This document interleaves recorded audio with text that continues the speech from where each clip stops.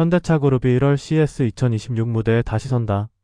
이번엔 단순 전시 참가가 아니라 시장이 현대차그룹을 자동차 회사로만 보던 프레임을 흔들 수 있는 자리라는 점에서 의미가 크다.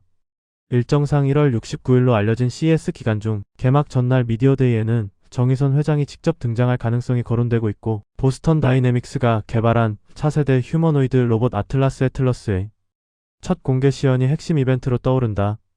로봇 한 대를 보여주는 장면 자체보다 중요한 건 그 로봇이 현대차그룹이 앞으로 어디서 돈을 벌 것인가라는 질문에 대한 힌트가 될 수 있다는 점이다. 시장의 관심은 이제 기술이 있냐가 아니라 그 기술이 얼마나 빨리, 얼마나 크게 반복적으로 돈을 벌어주냐로 이동했다. CES는 그 변화를 가장 압축적으로 보여주는 무대가 됐다. 현대차그룹이 이번 CES에서 노리는 메시지는 비교적 선명하다. 로봇, 차량, 공장, 자율주행, 소프트웨어를 각각 따로 키우는 그림이 아니라 AI라는 한 축으로 묶어서 장기 경쟁력을 만들겠다는 전략이다. 특히 현대차그룹은 로봇 계열 보스턴 다이내믹스, 소프트웨어 자율주행 축포티2다, 제조부품 축현대 모비스 현대위아 등 완성차 축현대차 기아를 모두 동원해 미래 모빌리티 생태계를 통째로 보여주겠다는 구상으로 해석된다. 자동차 산업이 전통적으로 낮은 밸류에이션 평가를 받아온 이유는 단순하다.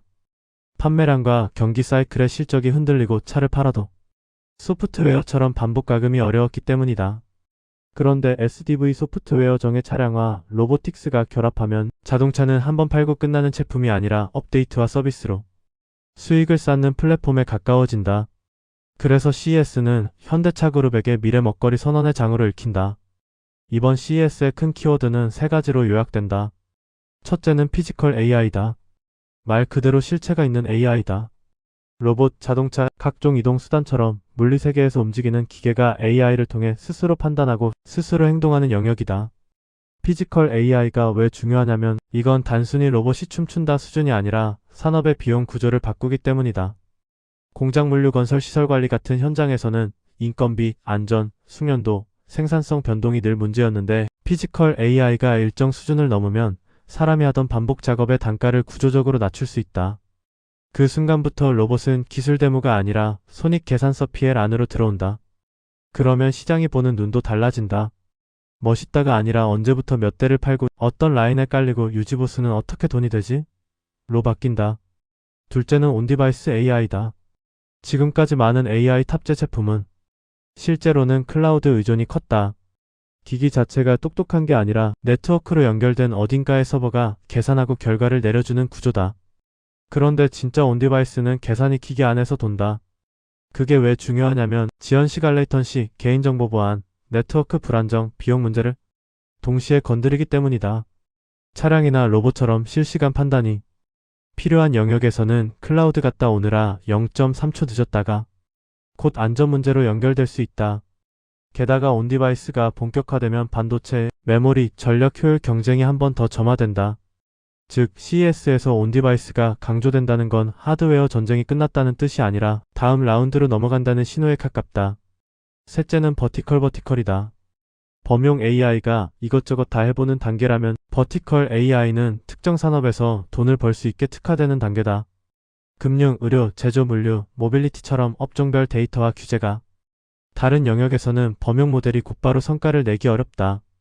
결국 승자는 자기 업종에서 학습을 잘했고 그 업종의 워크플로우를 통째로 바꿔서 비용을 줄이거나 매출을 늘리는 소프트웨어가 된다. 현대차그룹 입장에서는 여기서 포인트가 분명해진다. 로봇도 SDV도 공장도 결국 소프트웨어로 돈을 버는 구조를 만들어야 밸류에이션이 달라진다. 시장이 현대차그룹에 기대하는 건 멋진 로봇이 아니라 돈 벌어주는 소프트웨어다. 그래서 이번 CES에서 현대차그룹이 받게 될 질문은 단도직입적일 가능성이 높다. 아틀라스는 언제 양산하나? 어느 산업에 몇 대를 투입하나? 단가와 유지보수 모델은 어떻게 되나? 공장 자동화에서 실제 인건비 절감은 어느 정도로 잡히나? 그 결과가 영업이익률을 얼마나 바꾸나? 같은 질문들이다.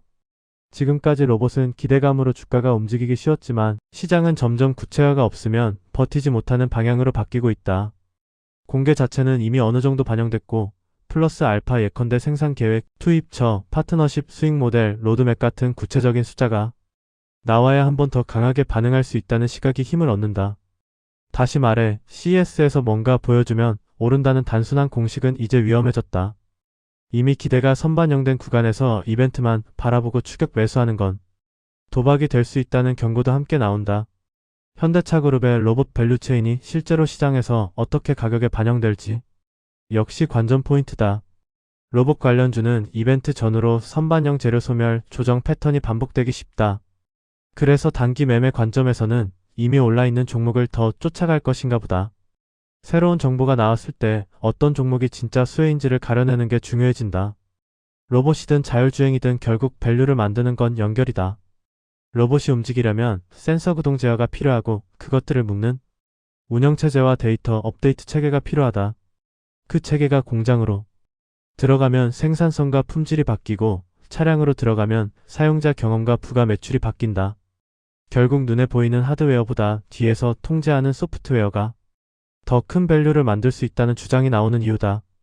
그래서 보스턴 다이내믹스의 모든 걸 뒤에서 제어 통제하는 소프트웨어가 무엇이냐가 핵심 질문으로 떠오르고 이 지점에서 현대차그룹의 소프트웨어 조직과 계열사의 역할이 중요해진다.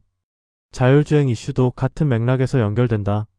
시장이 주목하는 것은 테슬라와 얼마나 비슷하냐 같은 논쟁이 아니라 현대차그룹이 실제로 운전자 보조를 어디까지 끌어올리고 그 기능을 어떤 방식으로 확산시키며 그 과정에서 책임과 규제, 보험, 데이터 문제를 어떻게 풀 것인가다.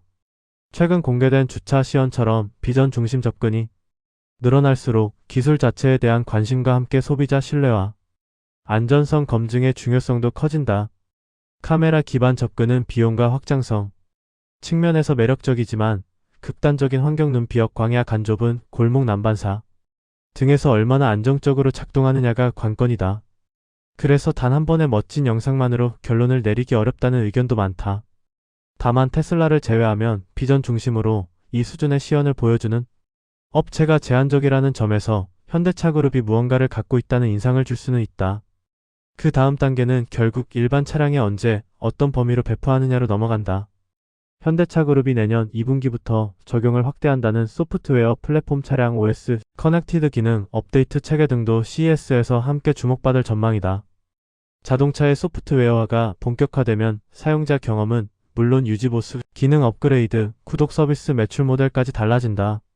결국 현대차그룹이 CES에서 보여주려는 큰 그림은 차량 로봇 공장을 각각의 산업이 아니라 하나의 AI 생태계로 묶는 것이다. 공장은 단순 생산 공간이 아니라 로봇과 AI의 테스트베드가 되고 데이터는 공장에서 차량으로, 차량에서 로봇으로, 로봇에서 다시 공장으로 순환한다. 이 순환이 만들어지면 기술 경쟁력은 물론 비용 경쟁력까지 동시에 강화될 수 있다는 논리다. 증권가의 시선도 이 지점에 맞춰져 있다. 현대차그룹의 로보틱스 자산 가치, 보스턴 다이내믹스 등을 두고 추정치가 크게 갈리는 것도 결국 상용화 속도와 수익 모델의 현실성이라는 변수 때문이다. 낙관론은 로봇 양산이 본격화되면 매출이 늘고 공정 자동화를 통한 인건비 절감과 생산성 향상이 손익 개선으로 이어질 수 있다고 본다. 반면 신중론은 로봇과 자율주행이 아직 초기 단계이며 기술 완성도와 규제, 현장 도입의 마찰을 고려하면 돈으로 연결되는 속도는 예상보다 느릴 수 있다고 본다. 그래서 지금 시장은 기대를 반영하되 최종적으로는 실행력과 결과를 확인하겠다는 태도를 유지하는 분위기다. CES는 그 실행력을 가늠하는 첫 번째 큰 체크포인트가 될 가능성이 높다. 한편 현대차 기아의 미국 시장 판매 흐름도 같이 봐야 한다는 지적이 나온다. 최근 미국에서 전기차 보조금 정책 변화가 전기차 판매에 영향을 주면서 하이브리드 판매 호조가 전체 실적을 방어하는 역할을 했다는 분석이 이어진다. 전기차 수요가 정책 금리 충전 인프라 변수에 흔들리는 구간에서 하이브리드 라인업이 현실적인 대안으로 부상했고 현대차 기아는 이 변화를 제품 다변화로 흡수하고 있다는 평가가 나온다. 결국 단기적으로는 하이브리드 수익성이 실적의 바닥을 잡아주고 중장기적으로는 SDV 로봇 자율주행의 밸류에이션을 바꿀 수 있다는 이중 트랙이 형성되는 셈이다. 시장 입장에서는 당장의 실적 방어력과 미래 성장 스토리가 동시에 존재하는 구조가 만들어지면 평가가 달라질 여지가 커진다. 또 하나의 포인트는 글로벌 AI 투자 흐름이다. CES는 자동차만의 행사가 아니라 빅테크 반도체 소프트웨어가 한 번에 모이는 무대다. 최근 시장에서는 AI가 붙은 기업 중 누가 진짜 돈을 버느냐가 핵심하도록 떠올랐고 이 기준이 점점 더 잔혹해지고 있다. 투자와 기대만으로는 주가가 오래 버티기 어렵고 결국 실제 매출 마진 현금 흐름으로 증명해야 한다는 분위기가 강해졌다. 현대차 그룹의 전략도 이 질문을 피할 수 없다. 로봇을 보여주는 순간부터 시장은 이렇게 묻는다. 좋다. 그래서 언제부터 돈이 되냐? SDV를 말하는 순간부터 이렇게 묻는다. 좋다. 그래서 반복가금 모델이 뭐냐? 공장을 소프트웨어 정예 공장으로 바꾼다 말하는 순간부터 이렇게 묻는다. 좋다. 그래서 공장당 비용이 얼마나 줄고 불량률이 얼마나 줄며 생산 리드타임이 얼마나 줄어드냐? 이 질문에 답하는 기업만 살아남는 장이 만들어지고 있다. 정리하면 CES 2026은 현대차 그룹에게 기술 쇼케이스가 아니라 사업 모델 검증 무대에 가깝다. 아틀라스 공개는 상징성이 크지만 그 자체만으로 밸류가 새로 만들어지진 않는다. 밸류를 바꾸는 건 결국 구체화다. 생산 계획, 상용화 로드맵, 적용 산업군, 파트너십, 수익 모델, 그리고 그 모든 걸 뒷받침하는 소프트웨어 체계가 숫자로 제시될 때 시장은 다시 반응한다. 반대로 말하면 이미 알려진 내용의 재확인에 그친다면 기대감은 빠르게 소진될 수 있다. 그래서 투자 관점에서도 이벤트 전후로 흔들리는 단기 재료보다 현대차 그룹이 소프트웨어로 반복 수익을 만들 수 있는지, 로봇과 공장 혁신이 실제 비용 구조를 바꿀 수 있는지를 냉정하게 보는 게 중요해졌다. 현대차 그룹이 이번 CES에서 보여주려는 큰 그림이 시장의 기대를 서사해서 숫자로 옮겨올 수 있을지, 그 결과가 자동차 업종 재평가의 단초가 될지, 이제 관전 포인트는 그 한 줄로 수렴한다. 멋있냐가 아니라 돈이 되냐. 결국 그 싸움이다. 현대차 밸류가 달라지는 이유다.